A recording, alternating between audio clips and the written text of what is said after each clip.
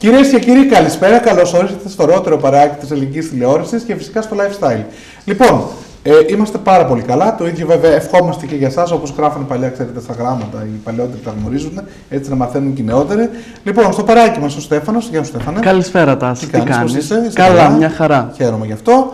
Η κυρία Βαϊνά. Έλενα. Καλησπέρα, Τάσο μου. Είσαι καλά? Μια χαρά. Σήμερα σε βλέπω, εντάξει, είμαστε μαζί στο λίγο στο γκρι βέβαια. Λίγο στο δεν έχεις το μαύρο, οπότε. Πώς γίνεται κάθε φορά να είμαστε σχεδόν όλοι συνεννοημένοι για τα ίδια χρώματα, το ίδιο στυλ μπλούζας ή αυτό σας έχω αλλάξει λίγο, γιατί μπλέμε. Δεν γίνεται αυτό το πράγμα. Θα νομίζω ότι έχουμε συνεννοηθεί.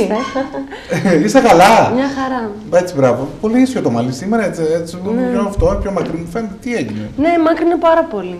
Γενικά το μαλλί μου μακραίνει πάρα πολύ. Ναι. Είχα κόψει τον Ιούνιο μέχρι εδώ και τώρα μεγάλωσε. Μπράβο. Αυτό είναι καλό. Πάει να πει ότι. Όχι, με νευριάζει. Έχεις γιατί συνέχεια τα κόβω. Λοιπόν, τι γίνεται, έχουμε θεματάκια. Χαμός, Τάσο, γίνεται χαμός. Χαμός στις όποιες, έχουμε πολλά. Κυρίες και κύριοι, μείνετε κοντά μας. Πάμε να δούμε χορηγούς εκπομπής και επιστρέφουμε κατευθείαν εδώ με τον Στέφανο, γιατί έχει πάρα πολλά θεματάκια τα οποία πραγματικά μας αφορούν. Πάμε.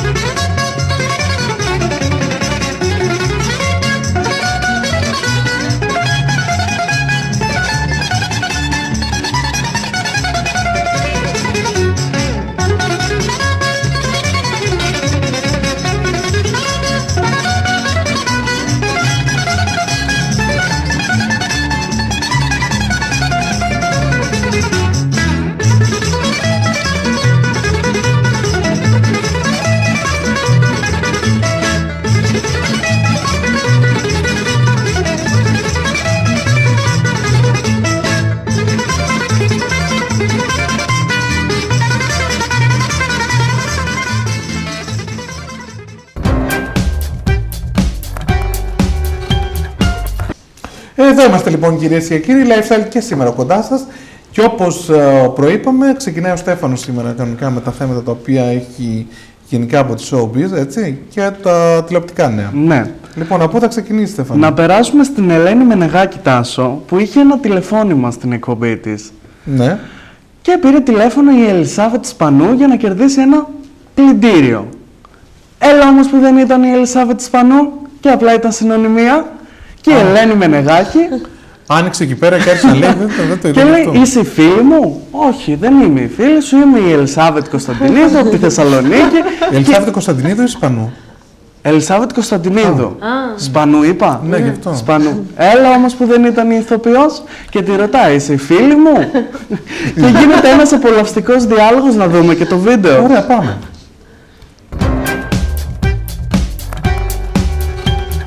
Ελισάβετ, θέλω και επίθετο, Ελισάβετ μου. Κωνσταντινίδου. Ποια? Η φίλη μου? Όχι, αλλά θα το ήθελα. Δηλαδή είσαι η Ελισάβετ Κωνσταντινίδου, αλλά δεν είσαι η Ελισάβετ Κωνσταντινίδου που όλοι γνωρίζουμε, η ηθοποιός? Όχι. Ποια είσαι τότε? Είμαι η Ελισάβετ Κωνσταντινίδου από Θεσσαλονίκη. Ναι, αλλά δεν είσαι η Ελισάβετ Κωνσταντινίδου που ξέρουμε. Άρα... Τι να κάνω, θα προσπαθήσω να γίνω. Μήπως είστε σόι? Όχι. Πού το ξέρεις, το ψάξες? Όχι. Άμα δεν το έχεις ψάξει, δεν το ξέρεις. Στην υγεία μου, να πούμε και λίγο νεράκι. Μήπως θα το ψάξω. Δεν ξέρω, μοιάζετε καθόλου? Καστανή είμαι πάντως. Το μαλλί αυτό αλλάζει συνέχεια. Το είχε κόκκινο, το ξανά έκανε καστανό, δεν ξέρω ποιο είναι το φυσικό της. Όπως ξέρω το δικό μου, το έχω ξεχάσει και αυτό. Λοιπόν, Ελισάβετ μου, εν πάση περιπτώσει. Ορίστε. Είσαι έτοιμη? Ναι.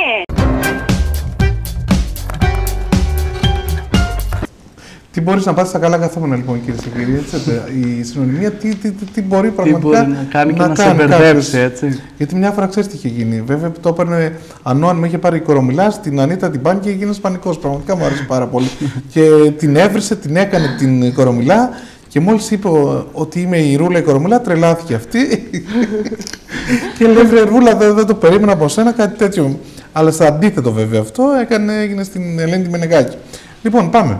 Λοιπόν, να περάσουμε στη Δούκισσα Νομικού και στο dancing και να δούμε και τη φωτογραφία με την τουαλέτα την κατακόκκινη. Πώς σας φάνηκε, παιδιά? Τάσο, είναι φωτιά στα κόκκινα, έτσι? Εγώ όπως δεν το είδα, εσύ. δεν είδα για να μην ρίχνεις το dancing, αλλά είχα δει κάποια αποσπάσματα από βίντεο από μέσα από το διαδίκτυο και έτσι. Για μένα το Dancing with the Stars έχει ταυτιστεί με τη Ζέτα Μακρυπούλια. Κακά τα ψέματα. Ναι, μεν μπορεί να δώσει το καλύτερο της σε αυτό πώς τη λένε, η Δούκισσα Νομικού, αλλά ήταν κακή επιλογή που πήραν ένα αντίγραφο της Ζέτας για μένα τουλάχιστον. Μα και τοποθέτησε. Ναι, έχουν πολλές ομοιότητες. Ναι, ξανθιά ψηλή, ναι. Αυτό θέλω να πω ότι για μένα δεν έπρεπε να βάλουν ακριβώς ένα αντίγραφο της Ζέτας Μακρυπούλια. Για μένα, τώρα αν νομίζουν ότι στο κανάλι τους πήγε εκεί, τους κόλλησε και αυτό. Και αυτό γενικά και το φόρμα που βλέπουμε είναι το ίδιο που φορούσε και η Ζέτα. Παρόμοιο, σε άλλο χρώμα, έχει δίκιο η Θοδώρα. Στην πρεμιέρα είχαν. Ναι. Κατάλαβα. Και υπήρχαν και διάφορα έτσι αστιάκια μεταξύ Λάτσιου και. Ναι, αλλά να σου πω κάτι, είναι αυτό που έλεγα προηγουμένως, ότι δεν γίνεται, παιδιά, αυτό το πράγμα με τίποτα, κατά τη γνώμη μου. Ή πρέπει να βάλουν μια μελαχρινή, ή πρέπει να βάλουν κάτι άλλο, τελείως διαφορετικό. Ή πρέπει να βάζουν και έναν άντρα στο κάτω-κάτω. Διαφορετικό στυλ παρουσιάστριας. Ένα ζευγάρι, ξέρω εγώ. Ναι. Ένα ζευγάρι παρουσιαστών να παρουσιάζει τον dancing. Χρόνια δηλαδή έχει άντρες να παρουσιάζει. Αυτό.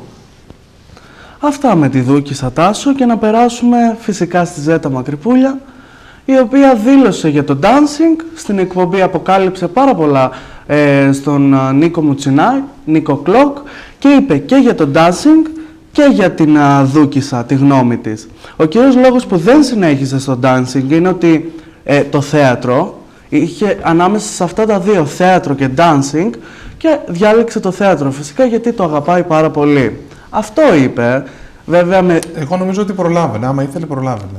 Αυτό ακριβώς. Και εγώ πιστεύω ότι γίνεται για κάποιο άλλο λόγο. Γιατί ξεκινάει μια καινούργια σεζόν.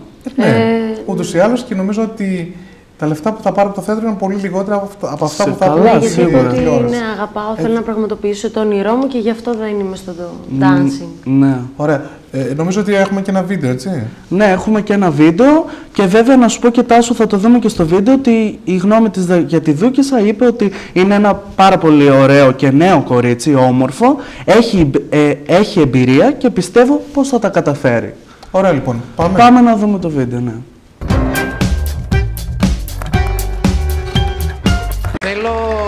Θέλω πάρα πολύ Ναι.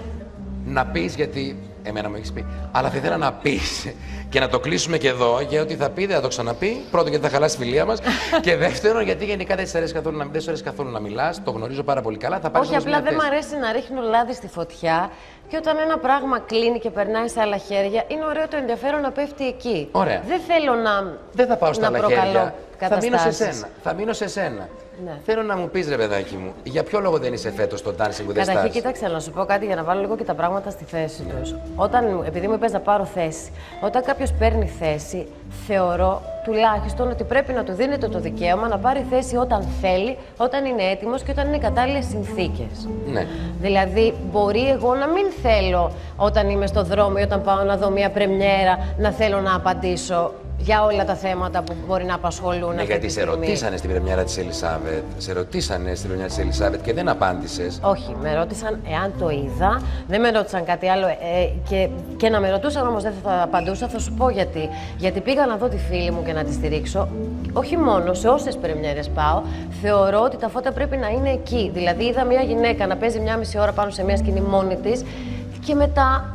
Το θεωρώ πολύ άδικο να μιλάμε για αυτό το πράγμα και βγαίνοντας έξω. Είμαι και λίγο σε μια άβολη θέση να με ρωτάνε γιατί δεν έκανες το dancing. Κοίταξε, έτσι και αλλιώς θέλω να σου πω ότι. Τώρα εδώ είναι η συνθήκη. Τειναίνουν και τα δύο, αν το κάνεις, παιδί μου, στα όρθια που λέμε στο πόδι. Να πω ότι ήταν παράλληλα, αφού είναι πολύ ωραία παράσταση, να πω και για το dancing. Το αντιλαμβάνομαι. Θέλεις.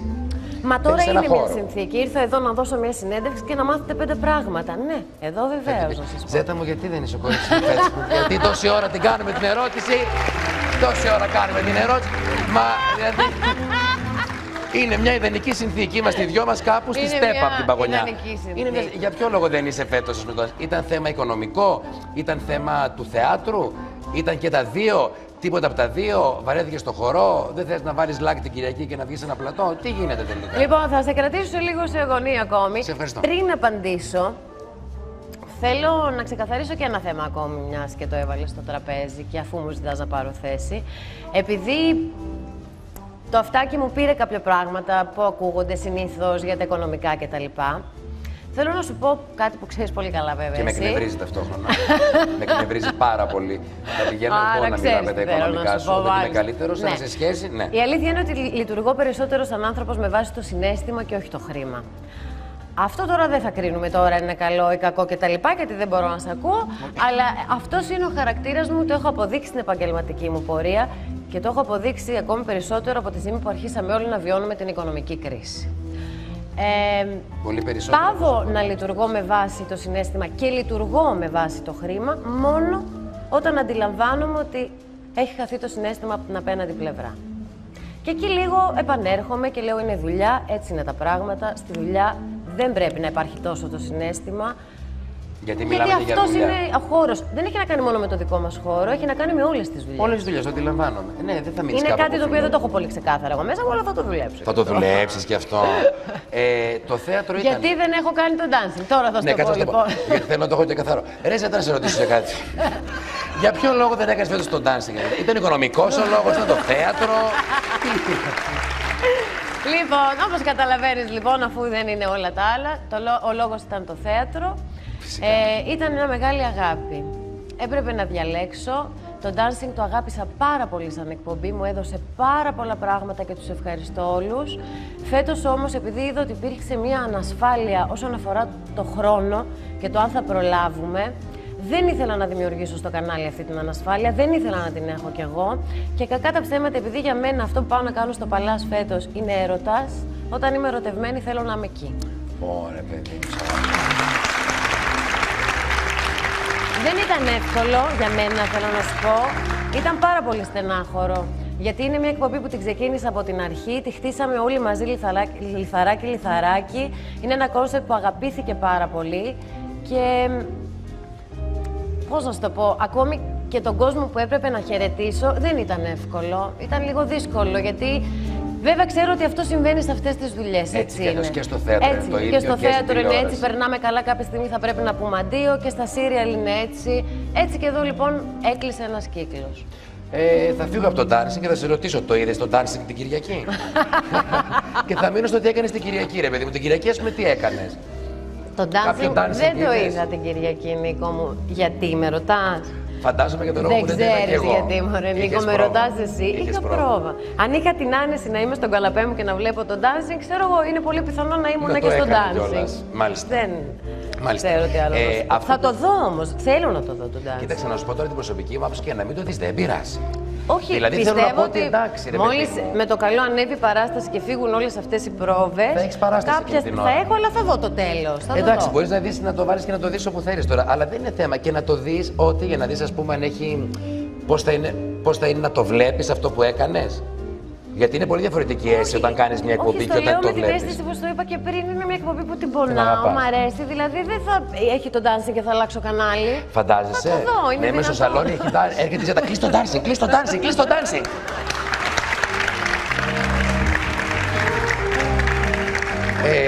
Όλα αυτά σε διάφορα και site και σε εκπομπές που γίνονται διάφορα crash test μεταξύ εσού και της δούκης σας. Θεωρείς ότι είναι... Δεν λέω σωστό ή λάθος, γιατί πρέπει να βγουν κάποιες εκπομπές και να γίνουν θέματα έτσι κι αλλιώς. Ναι. Είναι δίκαιο? Και για τις δύο εμένα με ενδιαφέρει. Δεν το θεωρώ ότι είναι δίκαιο αυτό το πράγμα καθόλου. Καταλαβαίνω την ανάγκη και τι υπάρχει από κάτω, το καταλαβαίνω πάρα πολύ καλά και γιατί γίνεται, αλλά δίκαιο δεν το θεωρώ. Γιατί εγώ τη σφραγίδα μου στο dancing την έχω βάλει. Ήταν καλή, ήταν κακή, δεν ξέρω. Αλλά την έχω βάλει και τώρα πια απλώς αλλάζω σελίδα. Και θέλω αυτό να το κάνω με αγάπη και θέλω να παίρνω και αγάπη για αυτό το πράγμα. Γιατί πάω να κάνω κάτι άλλο. Επίσης τώρα είναι ένα νέο κορίτσι στο dancing, πάρα πολύ όμορφο. Ένα κορίτσι το οποίο έχει εμπειρία και πιστεύω ότι θα τα καταφέρει, αλλά ακόμη και αν δεν είχε εμπειρία, έχει από πίσω της μια πάρα πολύ δυνατή ομάδα που ξέρω ότι θα τη βοηθήσει. Και δεν θεωρώ ότι πρέπει να τα μπλέκουμε αυτά τα πράγματα. Σου ξαναλέω, ξέρω γιατί γίνεται, αλλά δεν θα βγαίνω να δίνω απάντηση και κάθε μέρα. Δεν μ' αρέσει να κλέβω πράγματα που δεν μου ανήκουν. Δεν υπάρχει περίπτωση να το κάνω. Δηλαδή, ακόμη και όταν το δω, δεν θα βγω μετά να κρίνω κανέναν. Γιατί έχω κριθεί πάρα πολύ εγώ και γιατί δεν είναι και αυτός ο χαρακτήρας μου. Αυτά είπε η Ζέτα Μακρυπούλια σχετικά με τον Dancing with the Stars, Στέφανε. Εγώ έχω να πω ότι ήταν πάρα πολύ όμορφη και φορούσε και το φόρεμα από τη δικιά της κολεξιόν. Κοίταξε, νομίζω ότι αυτά είναι όλα χορηγίες, οπότε οι εταιρείες είναι ίδιες. Το έχουμε ξαναπεί, ναι. Οπότε είμαστε εδώ. Ναι. Το ίδιο. Λοιπόν, Έλενα. Λοιπόν, Τάσο μου. Με τι θα ξεκινήσουμε? Ξέρεις, έμεινε ανοιχτό το στόμα και περιμένω έτσι να σε ακούσω. Kardashians είδατε? Όχι. Εγώ είδα. Kardashians και Λάκης Γαβαλάς. Καλά δεν το είδατε? Όχι. Έκανε εκεί κάτι πυρουέτες, έλεγε. Έκανε, ναι, Στέφανε. Άγνωστες πτυχές από την προσωπική ζωή του Λάκη Γαβαλά ήρθαν στο φως μέσα από τα Kardashians του Αντένα. Ο γνωστός επιχειρηματίας και νυν διαγωνιζόμενος του Dancing with the Stars δεν δίστασε να αποκαλύψει ότι είχε δεσμό για 9 ολόκληρα χρόνια με γυναίκα και μάλιστα μοντέλο. Το ξέρατε? Συγγνώμη, δεν κατάλαβα για ποιον είπες. Για τον Λάκη Γαβαλά. Είχε σχέση. Αυτό το ξέρω εγώ ότι πρέπει να ήταν αρκετά χρόνια πίσω. Στο παρελθόν, ναι, όταν ήταν αρκετά νέος και ήταν πάρα πολύ κούκλα, νομίζω, και νομίζω πρέπει να ήταν Σουηδέζα, αν θυμάμαι καλά. Ναι. Ναι, Σουηδέζα ήταν. Σουηδέζα ήταν, ναι. Τάσο μου, πολύ ενημερωμένος είσαι. Ναι, γιατί και όπως θα σου πω και το άλλο που ίσως δεν το ξέρετε, παιδιά, ότι ο Λάκης ο Γαβαλάς έχει εμφανιστεί και σε ιταλική τηλεόραση, έχει εμφανιστεί, νομίζω ότι με τη Ραφαέλα Καρά πρέπει να ήταν, αν θυμάμαι καλά. Δεν είμαι σίγουρος όμως, σε ένα show πριν πολλά χρόνια και ακόμη η τηλεόραση, αν θυμάμαι καλά, δεν ήταν καν έγχρωμη. Ήταν ασπρόμαυρη. Α, πολύ παλιά δηλαδή. Ναι. Μάλιστα, ναι, πάνω κάτω αυτά είπε Τάσο μου και στο Kardashians. Είπε ότι έχω ερωτευτεί γυναίκα, για 9 χρόνια είχα δεσμό με μια κοπέλα, ήθελα πολύ να κάνουμε ένα παιδί, αλλά για να γίνει αυτό θέλει 2. Εκείνη δεν ήθελε γιατί ήταν μοντέλο, ήταν πάρα πολύ ωραία γυναίκα. Τι περισσότερο με αυτό το πράγμα, για να γίνει ένα παιδί θέλει 2, αυτό το ξέρουμε, δεν χρειάζεται να μας το πει ο Λάκης ο Γαβαλάς. Προφανώς. Λέει ότι ήταν πάρα πολύ ωραία γυναίκα, αλλά εκείνη δεν ήθελε να κάνουν παιδί γιατί ήταν μοντέλο. Ήταν Σουηδέζα, μεγαλωμένη στο Λονδίνο. Και λέει, τι γυναίκα δηλαδή, αυτή ήταν 19 χρονών και εγώ 21. Τα παράτησα όλα για χάρη της, για 9 χρόνια είπε. Μάλιστα, ο Γρηγόρης είχε και μια έκπληξη στο Λάκη Γαβαλά, αφού του έδειξε ένα βίντεο από το 1972. Αυτό ήταν. Αυτό, προφανώς γι' αυτό μιλούσες. Όταν εκείνος ήταν χορευτής στο σοου της Ραφαέλας Καρά στο Ράι. Γι' αυτό δεν μιλούσες. Γι' αυτό δεν μιλούσες. Ναι. Ακριβώς. Έτσι ακριβώς, ναι. Πραγματικά αυτά τα πράγματα. Αυτό το θυμάμαι. Η Ραφαέλα Καρά είχε έρθει στην Ελλάδα πριν πολλά χρόνια ακόμη και θυμάμαι ότι ήταν ένα σοου που παρουσίαζαν οι αδερφές Μπρόγκερ τότε.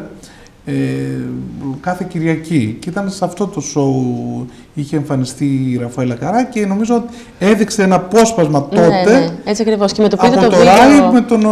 με τον Χαβαλά. Έτσι ακριβώς, Τάσο μου. Και με το που είδε το βίντεο, ο Λάκης ενθουσιασμένος άρχισε να χορεύει και ανέβηκε μέχρι στο γραφείο του Γρηγόρη.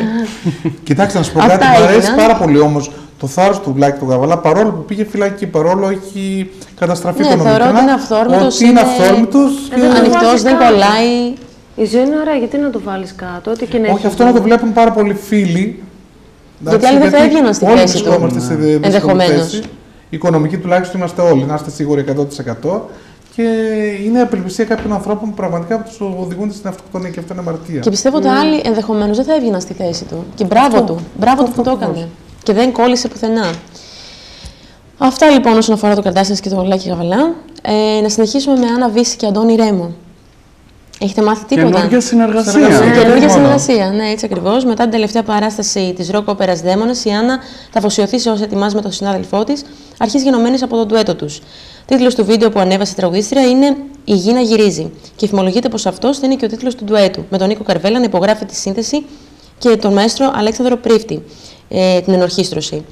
Η πρεμιέρα της μουσικής παράστασης της Άννας και του Αντώνη αναμένεται να γίνει μέσα στο πρώτο δεκαπενθήμερο του Δεκέμβρη στο Πάνθαμ, πρώην Αθηνών Αρένα, στη σκηνοθεσία Γιάννη Κακλέα, ενώ στο σοου που θα διαρκεί περίπου 3 ώρες θα υπάρχει και πολυμελής ομάδα χορευτών. Μπράβο.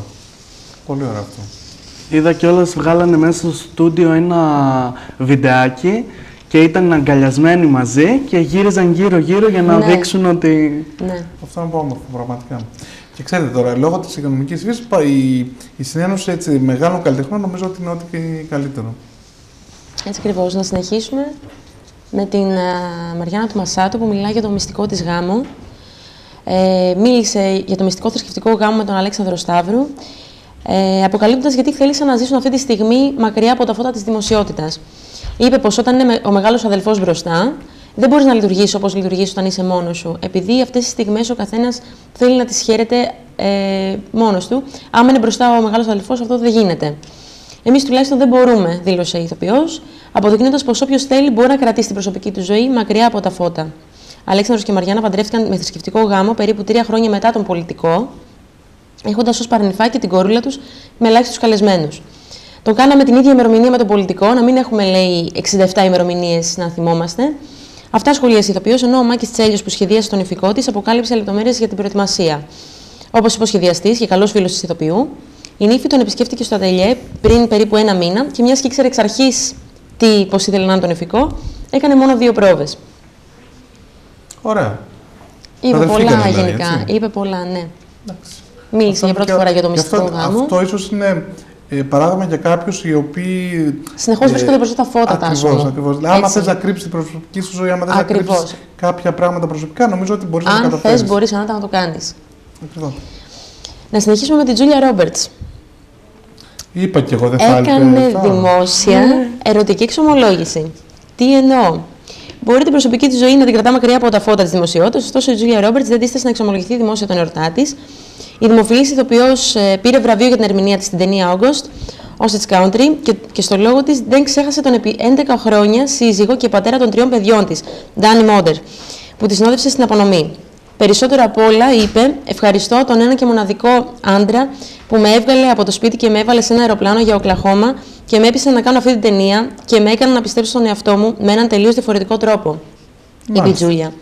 Και συνεχίζοντας την ερωτική εξομολόγηση από μικροφόνου, κατέληξε: «Πρόκειται για τον άνδρα μου που είναι εδώ σήμερα για 2 λόγους. Πρώτον, δεν έχει τηλεοπτική μετάδοση. Και δεύτερον, ήξερα ότι θα κερδίσω. Ντάνη, σ' αγαπώ, μωρό μου». Μπράβο. Μπράβο. Αυτό θα πει. Αυτό θα πει αγάπη. Αυτό θα πει αληθινός έρωτας. Και δεν κρύβομαι. Και να τελειώσουμε με την πριγκιπική βάφτιση. Ωραία, ναι. Έκλειψε την παράσταση στο πριγκιπικό μωρό, παρουσία μόλις 22 καλεσμένους. Αυτό είναι φυσικό. Όταν είδα το μωρό, είχα ξεχάσει ότι ήταν αγόρι και νόμιζα ότι ήταν κορίτσι. Αυτό ακριβώς τι ήταν αυτό το πράγμα. Θα σας πω για την ετοιμασία. Δαντέλα, Εντάξει, είναι βασιλική και είναι. Πρόκειται για παράδοση. Από το Σιγά τώρα. Το μωρό το 1841. Τι παράδοση είναι αυτή με φορέματα? Φορούν όλα τα γαλαζιώματα μωρά το ίδιο. Είτε είναι θηλυκό είτε είναι αρσενικό. Φορούν όλα το ίδιο. Ναι, γι' αυτό ήταν έτσι. Μου φαίνεται πολύ παράξενο πραγματικά. Βλέπεις το μωρό και μπερδεύεσαι. Λες, τι είναι τώρα, αγοράκι, είναι κοριτσάκι? το ζεις το κοριτσάκι. Το κορίτσι. Και νομίζω ότι εντάξει, έγινε μέσα σε κλειστό κύκλο. Ναι, έγινε σε κλειστό κύκλο. Παρουσία μόλις 22 καλεσμένων, αλλά με μπόλικη βασιλική μεγαλοπρέπεια βαφτίστηκε ο Τζορτζ Αλεξάνδερ Λουίς, που έκλεψε τις εντυπώσεις όσο ο Βίλιαμ και η Κέιτ Μίτλετον το κρατούσαν αγκαλιά. Φορώντας λοιπόν αυτό το λευκό δαντελένιο χιτώνα, πιστό αντίγραφο εκείνου που φορούν όλα τα γαλαζέματα μωρά από το 1841, ο 3 μηνών Μπέμπης έφτασε μαζί με τη μαμά και τον μπαμπά στο βασιλικό παρεκκλήσι του Σεντ Τζέιμς, όπου είχαν ήδη συγκεντρωθεί καλεσμένοι. Το μυστήριο που άρχισε στις 5 ώρα Ελλάδας και κράτησε περίπου 45 λεπτά, τέλεσε ο Αρχιεπίσκοπος του Κάντερμπερι, Τζάστιν Γουέλμπι, στην 172 ετών κολυμπήθρα Λίλ Φοντ, με νερό από τον Ιορδάνη. Ποταμό. Ναι, ναι. Ενώ οι νονοί του μικρού ήταν 7, όλοι τους κοινοί θνητοί, φίλοι των γονιών. Έξω από το παλάτι είχε συγκεντρωθεί πλήθος κόσμου, ενώ τα μέσα ενημέρωσης κάλυψαν μόνο τις αφίξεις και τις αναχωρήσεις, καθώς το ζευγάρι ήθελε... Η τελετή... 7 νονοί. 7, ναι. Γιατί ένας δεν έφτανε. Είναι αντίθετο από ό,τι γίνεται στην Ελλάδα. Ειλικρινά ένας δεν έφτανε, έπρεπε να είναι 7. Δεν φτάνει. Εδώ ένας νονός έχει 7 βαφτιστικά, εκεί ξέρω εγώ 7 νονοί έχουν ένα βαφτιστικό. Είναι ακριβώς το αντίθετο από ό,τι γίνεται στην Ελλάδα. Για να έχουμε μια ποικιλία. Να παίρνουν δώρα από πολλούς. Πριγκιπικό μωρό πρέπει να έχει πολλούς νονούς και πολλά δώρα. Και έτσι λοιπόν. Δεν είχαμε 7 νονοί. Εγώ έχω 2 προσωπικά. Έξω από το παλάτι είχε συγκεντρωθεί πλήθος κόσμου, ενώ τα μέσα ενημέρωσης κάλυψαν μόνο τις αφίξεις και τις αναχωρήσεις, όπως είπαμε, καθώς το ζευγάρι ήθελε η τελετή να είναι αυστηρά οικογενειακή υπόθεση. Μετά τη βάφτιση, ο παππούς του πριγκιπικού μωρού κέρασε τσάι στο Clarence House, όπου οι καλεσμένοι γεύτηκαν και το τελευταίο όροφο από τη γαμήλια τούρτα του William και της Kate, όπως προστάζει η παράδοση. Μην ρωτάτε πού την είχα φυλαγμένη από τον Απρίλιο του 2011. Μάλιστα, κατάλαβα. Εγώ θυμάμαι και γελάω, Τάσο, είδα το βιντεάκι, η οποία Βασίλισσα χαιρέτησε, κατέβηκε από το αμάξι και χαιρέτησε για να μπει μέσα στην εκκλησία, στο ναό, πώς να το πω. Και έλεγα τώρα θα πέσει. Ήταν τη μέρα στα λευκά. Μπλε νομίζω. Όχι, μπλε φορούσε. Μπλε και φυσικά την καπελαδούρα. Ναι. Άλλη βλακή από εκεί. Το καπέλο. Κοίταξε, αυτό είναι σωστό. Της Αγγλίας. Αυτό είναι μέσα στο... Είναι μετά κάτι μικρά καπελάκια που είναι πολύ... Ναι, τα μικρά φορά στο κεφάλι. Είναι πολύ μικρά. Έχω και την Αντελή. Είναι ωραία. Είναι τα πριγκιπικά. Τώρα η ετοιμασία δίνονται κάπως διαφορετικά σίγουρα. Όπως είδαμε και με την παράδοση που φοράνε αυτό το χιτόνα στα μωρά τα γαλαζοαίματα. Που είναι η παράδοση της εποχής του 1941. 7 νονοί. Λογικό. Λοιπόν, παιδιά. Αυτά από μένα. Πρέπει να πάμε σε ένα μικρό διαφημιστικό διάλειμμα, Θοδώρα. Εσύ αύριο θα μας πεις τα δικά σου τα νέα, εντάξει. Πάμε σε ένα μικρό διαφημιστικό διάλειμμα και επανερχόμαστε. Κοντά μας θα είναι ο Χάρης ο Γκερεμπακάνης, ο πλαστικός χειρουργός από την Euromedica, διευθυντής βέβαια της πλαστικής χειρουργικής. Και σε λίγο πάλι μαζί, μην φύγει κανείς.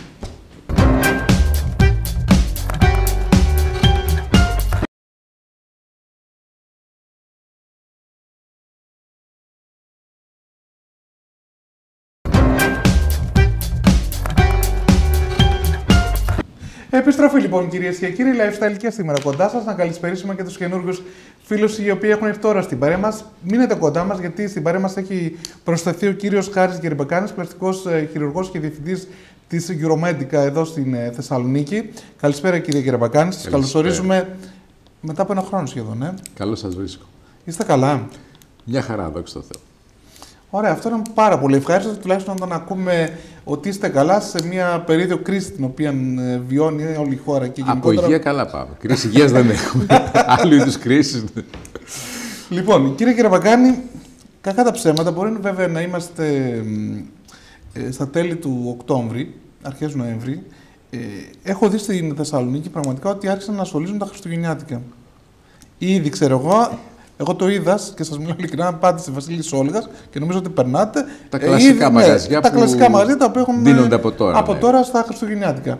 Λοιπόν, είναι ευκαιρία όμως, βλέποντας αυτό το πράγμα οι γυναίκες, σου λέω ότι έρχονται γιορτές, πώς θα δείξουμε να είμαστε πιο όμορφες, πιο φρέσκες πραγματικά για τις γιορτές που θα έρθουν σε λίγο. Και δεν είναι τίποτα άλλο παρά, λέω, να μιλήσουμε σήμερα για το Botox βέβαια και το ιαλουρικό οξύ, έτσι. Κορίτσια, τι λέτε εσείς, είστε σύμφωνες για το θέμα? Φυσικά και είμαστε σύμφωνες. Η γυναίκα πρέπει να είναι πάντα στην τρίχα, πάντα στην εντέλεια, πάντα προσπαθούμε να δείχνουμε φρέσκες και νέες. Και θέλω να ξεκινήσουμε να ενημερωνόμαστε σχετικά με τις πλαστικές, σίγουρα. Θα κάνουμε πολλές συζητήσεις εδώ, οπότε όλα τα θέματα πολύ ευχαρίστως, είμαστε όλες αυτιά. Θα τα αναλύσουμε πλήρως. Λοιπόν, καταρχήν θέλω να ξεκινήσω με την μια απλή ερώτηση, κύριε Κυριακάκη. Τι είναι το Botox τελικά? Λοιπόν, το Botox είναι το μεγαλύτερο έβριμα που εφεύρεση που είχαμε βρει μέχρι τώρα στην πλαστική χειρουργική τα τελευταία 30 χρόνια. Γιατί μπορούμε με μία συνεδρία της τάξης των 5 λεπτών να πάμε αρκετά χρόνια πίσω. Να φανούμε πιο νέοι, πιο φρέσκοι, πιο ξεκούραστοι. Λοιπόν, το Botox ξεκίνησε εδώ και πάρα πολλά χρόνια σαν ένα φάρμακο το οποίο χαλάρωνε τις μύες. Δηλαδή το ξεκίνησαν οι νευρολόγοι πριν από 30 χρόνια, οι ορθοπαιδικοί, οι οφθαλμίατροι και στην αισθητική χειρουργική, γενικότερα στην αισθητική προσώπου, μπήκε στα τελευταία 20 χρόνια. Νομίζω ότι πια μπορώ να πω και το 50% των Ελληνίδων να ασχολείται, κάνει Botox. Και φυσικά στο εξωτερικό, στην Αμερική και στην Ευρώπη, τα ποσοστά είναι πολύ μεγαλύτερα. Είναι κάτι εύκολο, κάτι οικονομικό και κάτι το οποίο μας φρεσκάρει. Πού απευθύνεται το Botox τώρα? Το Botox απευθύνεται στο πληθυσμό από 18 μέχρι 88. Γιατί, να πω το γιατί. Γιατί στις μικρές ηλικίες περισσότερο έρχονται οι κοπέλες που είναι συνήθως κάνουν modeling ή βγαίνουν στην τηλεόραση κτλ. Και θέλουν να έχουν αυτό το αγέροχο το βλέμμα, το ξεκούραστο, το ανοιχτό το μάτι κτλ. Οπότε, εγχύοντας το πόδι της χήνας και στους συνοφριωτές εδώ πέρα πάνω, χαλαρώνουν οι μύες, ανοίγει περισσότερο το βλέμμα και φαίνομαστε περισσότερο ξεκούραστοι και πιο φρέσκοι. Στις μεγαλύτερες ηλικίες τώρα φυσικά μπαίνουμε στη διαδικασία να κάνουμε και αλλού. Μπαίνουμε στις ρητίδες του μετώπου, κάνουμε στις ρινοχυλικές και στις γωνίες του στόματος ώστε να μην φαινόμαστε έτσι λυπημένοι και καταθλιπτικοί και στο λαιμό, στον τράχυλο, γύρω από τη μύτη ώστε οι ζυγωματικοί μύες να μην μας δημιουργούν προβλήματα στις ρινοπαριακές άβλακες και σε άλλα σημεία του προσώπου, εν πάση περιπτώσει, αναλόγως με το που έχουμε το πρόβλημα και που κρίνει ο πλαστικός χειρουργός ότι μπορεί να βοηθήσει. Κύριε Κυριακάκη, η ασφάλεια του Botox, γενικά η ανησυχία σε όσους κάνουν ενέσεις αυτής της ουσίας, πόσο δικαιολογημένη είναι αυτή πραγματικά? Γιατί ο κόσμος πολλές φορές είναι ανήσυχος όσον αφορά με την ασφάλεια του Botox. Λοιπόν, να πούμε για το Botox, είναι ασφαλέστατο αυτού του είδους το φάρμακο, γιατί δεν είναι μόνο το Botox, είναι και το Dysphorin. Υπάρχουν δηλαδή δύο ουσίες στην Ελλάδα που κυκλοφορούν. Είναι η ίδια ουσία με διαφορετικό εμπορικό όνομα. Είναι ασφαλέστατα. Το πρόβλημα έγκυται στο πού θα πάει να το κάνεις, σε ποιο γιατρό, γιατί καλό θα είναι να το κάνουμε σε πλαστικό χειρουργό ή ακόμα και σε δερματολόγο μπορεί να γίνει. Και από εκεί το πρόβλημα θα δημιουργηθεί ιατρογενές, θα είναι το πρόβλημα και όχι από την ουσία. Να φανταστείτε ότι το Botox σαν ουσία εγχύεται σε μωρά, τα οποία είναι ημερών και μηνών, για προβλήματα όπως είναι κάποιο πρόβλημα στη σπονδυλική στήλη, κάποιο πρόβλημα στα ισχύα, κάποιο πρόβλημα σαν ρευόκρανο, συγγενές ρευόκρανο όταν γεννιούνται που έχουν κάποια προβληματάκια και εγχύεται σε μεγάλες ποσότητες. Μπορεί σε ένα μωρό να εγχυηθούν ακόμα και 2 και 3 μπουκαλάκια Botox, τα οποία είναι τεράστιες ποσότητες συγκριτικά με αυτές που εγχύουμε εμείς στους ενήλικες. Άρα είναι μια ασφαλέστατη ουσία, δεν έχει κανένα πρόβλημα. Το μόνο πρόβλημα που θα δημιουργηθεί εάν γίνει κακή χρήση του σκευάσματος. Κύριε Χάρη, είναι επώδυνη επέμβαση? Όχι, είναι πολύ ανώδυνη, δηλαδή μπορεί να το κάνουμε χωρίς να κάνουμε καμία τοπική αναισθησία. Μπορούμε να το κάνουμε, αν θέλουμε, αν είναι πολύ ευαίσθητο το άτομο, μπορεί να βάλουμε λίγο πάγο επάνω ή ακόμα να χρησιμοποιήσουμε και δεν έχεις πρίξιμο στο πρόσωπο μετά από το Botox? Όχι, δεν έχεις. Είναι πάρα πολύ μικρές οι ποσότητες που εγχύουμε. Είναι γύρω στα 0,1 ml σε κάθε περιοχή που εγχύουμε, οπότε είναι πάρα πολύ μικρές οι ποσότητες και απορροφώνται κιόλας μέσα σε μισή ώρα. Οπότε σε μισή ώρα δεν φαίνεται απολύτως τίποτα. Πότε θα δούμε τα αποτελέσματα? Το αποτέλεσμα του Botox, εφόσον το κάνουμε για πρώτη φορά, θα αρχίσει να φαίνεται στις 48 ώρες και θα ολοκληρωθεί πάνω στην εβδομάδα με 10 μέρες. Εάν το έχουμε ξανακάνει, σε 24 ώρες το αποτέλεσμα του Botox φαίνεται. Και πόσο διαρκεί βασικά η θεραπεία? Το Botox, η θεραπεία μέσα σε 5 λεπτά έχει ολοκληρωθεί. Το αποτέλεσμα του Botox. Ναι. Λοιπόν, αυτό εξαρτάται από πολλά, πρέπει να καλά κάνετε και μου το ρωτήσατε αυτό, εξαρτάται από πόσο δουλεύουμε τους μύες και πόσο δυνατή είναι η μύες μας. Δηλαδή, στον άντρα, παραδείγματος χάρη, που η μύες είναι πολύ πιο δυνατή από τη γυναίκα, το Botox κρατάει το μισό από ό,τι κρατάει στις γυναίκες, γιατί οι μύες είναι διπλάσιοι. Δεύτερον, οι γυναίκες που γυμνάζονται έντονα, μπορεί να κάνουν και πρωταθλητισμό, δηλαδή εγώ είχα κυρίες οι οποίες ήταν πρωταθλήτριες στην Ελλάδος, ακόμα και σε άρση βαρών, στο τρέξιμο κτλ.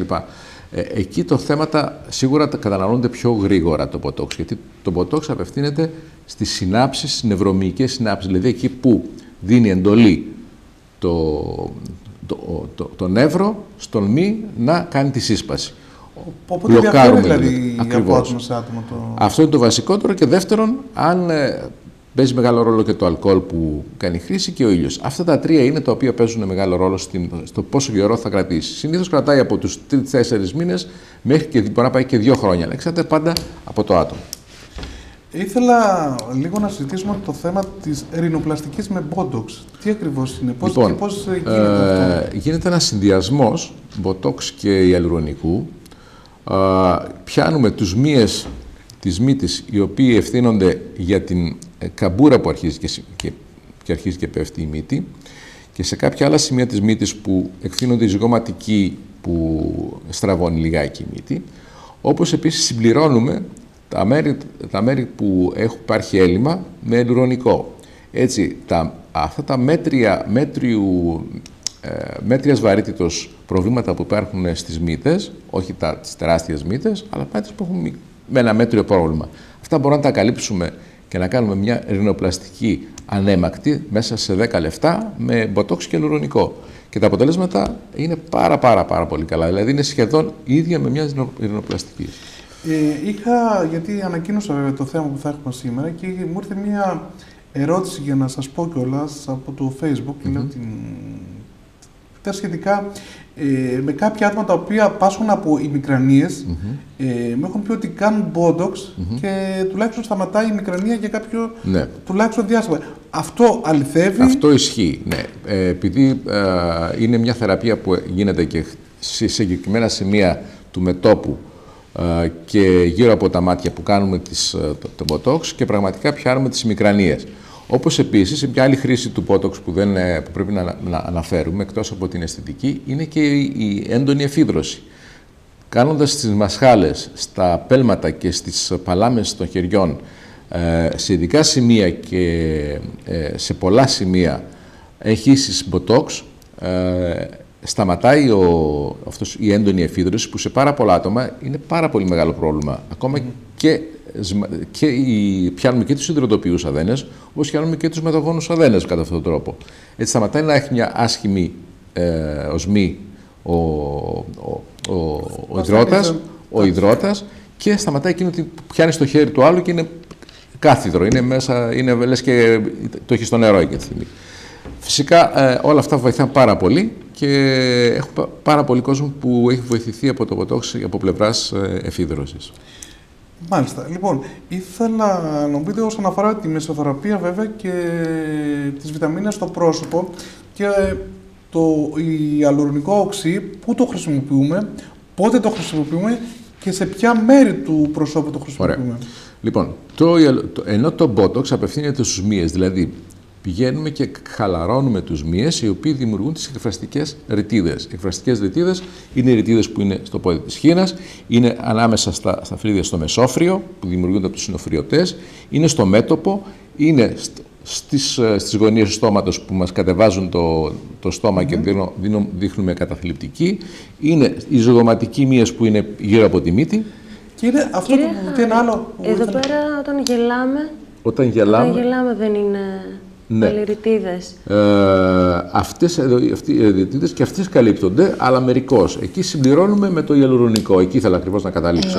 Δηλαδή αυτό εδώ πέρα το κάνουμε, επεμβαίνουμε σε αυτό με μεσοθεραπεία ή με Botox? Λοιπόν, όσο αφορά την πτώση των γωνιών του στόματος, δουλεύουμε με Botox. Εκεί που υπάρχει πρόβλημα ρητίδας επειδή πέρασαν κάποια χρόνια ή έχει σπάσει το δέρμα και έχουν μειωθεί τα ιστρογόνα και έχει δημιουργηθεί η ρητίδα και υπάρχει έλλειμμα, εκεί μέσα εγχύουμε για να γεμίσουμε αυτό το έλλειμμα με ιαλουρονικό. Χρησιμοποιούμε πολλά είδη ιαλουρονικού, δηλαδή ανάλογως με τις πυκνότητες, με την πυκνότητα που θέλουμε να δουλέψουμε, χρησιμοποιούμε και διαφορετικό είδος ιαλουρονικού. Άλλη πυκνότητα δουλεύουμε στις μεσοθεραπείες, άλλη πυκνότητα δουλεύουμε όταν θέλουμε να δημιουργήσουμε ζυγωματικά, γιατί φτιάχνουμε και ζυγωματικά με ιαλουρονικό, δηλαδή σε κυρίες οι οποίες έχουν μειωμένο ζυγωματικό και θέλουν να φτιάξουμε ένα πιο στημένο πρόσωπο, όχι τα καθαρά στρογγυλά κτλ. Αλλά θέλουμε να δώσουμε και κάποιες γωνίες ή θέλουμε να φτιάξουμε και κάποια φρύδια πιο έντονα, δουλεύουμε με άλλο. Αυτό το σώμα, αυτό το υγρό, στο σώμα μας μέσα, επιφέρει κινδύνους? Όχι. Φέρει κινδύνους εφόσον χρησιμοποιούμε υλικά τα οποία είναι FDA approved και ακόμα από ελληνικές εταιρείες, από τον Ελληνικό Ιατρικό Σύλλογο εγκεκριμένα. Γιατί κακά τα ψέματα κυκλοφορούν πάρα πολλά είδη ιαλουρονικού, δηλαδή έρχονται από Κίνα και από Πακιστάν και από Ινδία διάφορα είδη, τα οποία εκεί κανείς δεν ξέρει από πού έρχονται, από πού προέρχονται, πώς γίνανε και τι θα μας βγει μετά από καιρό. Το μόνο που μπορούμε να ξέρουμε, δηλαδή βλέπεις ότι όταν υπάρχουν πάρα πολύ χαμηλές τιμές, δηλαδή όταν πάει κάποιος και σου λέει μια πολύ χαμηλή τιμή ιαλουρονικού, εκεί κάπου κρύβεται από πίσω ότι υπάρχει ένα πάρα πολύ φτηνό υλικό. Σίγουρα πρέπει να βλέπουμε το σκεύασμα το οποίο θα χρησιμοποιηθεί επάνω μας. Μάλιστα. Το άλλο όσον αφορά με το λαιμό. Ναι. Γίνεται Botox στο λαιμό? Γίνεται Botox για να πιάσουμε αυτόν τον μύο ο οποίος δημιουργεί αυτά τα κορδόνια, να πω. Ναι. Χαλαρώνουμε τα κορδόνια και έχουμε πάρα πολύ καλό αποτέλεσμα και εκεί. Είναι μια από τις ενδείξεις για να κάνουμε Botox στον τράχυλο. Όσον αφορά με το ιαλουρονικό, μπορούμε να βάλουμε με τις ρητίδες του... Ειρηνοπαριακές. Ναι, αυτό δεν ξέρω ακριβώς την ονομασία για να είμαι ειλικρινής. Μπορούμε εκεί να γεμίσουμε και να δώσουμε... Με ιαλουρονικό το γεμίζουμε. Εκεί υπάρχουν δύο τρόποι. Ή το βάζουμε με το ιαλουρονικό, γεμίζουμε το ιαλουρονικό, ή κάνουμε μια αυτομεταμόσχευση με λίπος. Φυσικά το ιαλουρονικό είναι μια θεραπεία, η οποία είναι της τάξης των 5 λεπτών, έρχεται, το κάνουμε και φεύγει. Ενώ το άλλο θέλει μια διαδικασία να πάρουμε λίπος από κάπου και να το μεταμοσχεύσουμε. Από το ίδιο το σώμα? Γίνεται αυτομεταμόσχευση από το δικό σου το σώμα. Και πόσο κρατάει η διάρκεια βέβαια του ιαλουρονικού? Το ιαλουρονικό πάλι θα πω ότι εξαρτάται από το αν κάνουμε χρήση αλκοόλ, το πόσο εκτιθέμεθα στον ήλιο, και όσο αφορά την αυτομεταμόσχευση λίπος, αυτή είναι μόνιμο, είναι δικό μας πλέον και ζει όπως και το υπόλοιπο λίπος μέσα στο σώμα μας. Όσον αφορά βέβαια το κόστος αυτές, δεν θέλω ακριβώς να μου πείτε τιμές. Δηλαδή, μπορεί μια μέση οικογένεια, μια μέση κυρία να πληρώσει αυτό το κόστος? Ναι, νομίζω ότι μπορεί. Ακούγοντας, ξέρω εγώ, πολλές φορές ότι ξέρετε, αυτές τις θεραπείες κάνουν κάποιες κυρίες της showbiz γενικότερα ή κάποιες τραγουδίστρες, οι οποίες σου λέει αυτές παίρνουν λεφτά. Εγώ ίσως δεν έχω τη δυνατότητα να πληρώσω τόσο πολλά χρήματα για να φτιάξω αυτές τις θεραπείες. Θα έλεγα ότι η θεραπεία του Botox και του ιαλουρονικού, της μεσοθεραπείας και όλες αυτές εδώ είναι θεραπείες οι οποίες είναι χαμηλού budget, δηλαδή δεν είναι ακριβές και τουλάχιστον μια φορά το χρόνο μπορεί άνετα μια κυρία να τις κάνει. Γιατί έτσι αλλιώς διατηρούνται για το αποτέλεσμα της θεραπείας, συντηρείται τουλάχιστον για 1 χρόνο.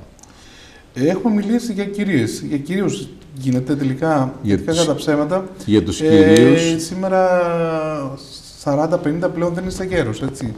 Είσαι άνθρωπος επάνω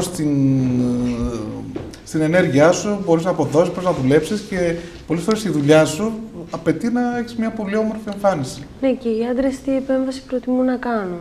όσον αφορά με το Botox. Λοιπόν, εγώ θα έλεγα ότι ένα 30% πλέον των χρηστών του Botox του Ιλιονικού είναι άντρες. Γιατί κακά τα ψέματα, η κούραση, το ξενύχτη, το συνεχές στρες χαλάει το πρόσωπο και ο άντρας χρειάζεται κάποια στιγμή λιγάκι να συνέλθει. Σίγουρα βοηθάει το Botox πάρα πολύ σε αυτό, γι' αυτό και έχουμε πάρα πολύ κόσμο. Φυσικά οι περισσότεροι που έρχονται είναι άνθρωποι που εργάζονται και είναι στην πρώτη γραμμή. Δηλαδή οι γιατροί, δικηγόροι, έμποροι, οι οποίοι είναι μπροστά και πρέπει να πουλήσουν, πολιτές, αντιπρόσωποι κτλ. Εκεί πρέπει να έχεις μια αξιοπρέπεια στην διαπροσωπική σχέση με τον άλλον. Η πρώτη επαφή με τον άλλον είναι αυτό που κατά 50% κερδίζεις την αξιοπιστία σου, οπότε έρχεται πολλοί κόσμος να... Οπότε δεν είναι ταπού σήμερα για έναν άνδρα να πάει σε ένα πλαστικό χειρουργό και να το πει θέλω να κάνω ένα Botox, θέλω να κάνω κάτι στο πρόσωπο. Ο άντρας πλέον έχει μπει όχι μόνο στα εύκολα όπως είναι ένα Botox ή ανολικό ή ένα peeling, αλλά έχει μπει πλέον και στο βάθος χειρουργείων κτλ. Χειρουργικής, έτσι. Ναι. Λοιπόν, κορίτσια, θέλετε να ρωτήσετε εσείς κάτι? Είστε καλυμμένες, δηλαδή. Μπράβο. Ωραία. Λοιπόν, σας ευχαριστούμε πάρα πολύ, κύριε Πακάνη, για την παρουσία σήμερα εδώ στην εκπομπή. Πιστεύω ότι μας διαφωτίσατε όσον αφορά το θέμα Botox ηλιορρυκό οξύ, έτσι, ρινοπλαστική με Botox, πώς μπορούμε να κάνουμε. Και τελικά, τις επόμενες φορές θα πούμε και τα υπόλοιπα θέματα. Σίγουρα. Έχουμε αρκετά θέματα. Σαφώς. Σας ευχαριστώ πολύ. Και εγώ σας ευχαριστώ. Θα θέλαμε να ευχαριστήσουμε και εσάς, κυρίες και κύριοι, που ήμασταν κοντά μας. Εμείς φυσικά ανανεώνουμε το ραντεβού μας για αύριο. Να είστε καλά, να περνάτε υπέροχα. Γεια χαρά.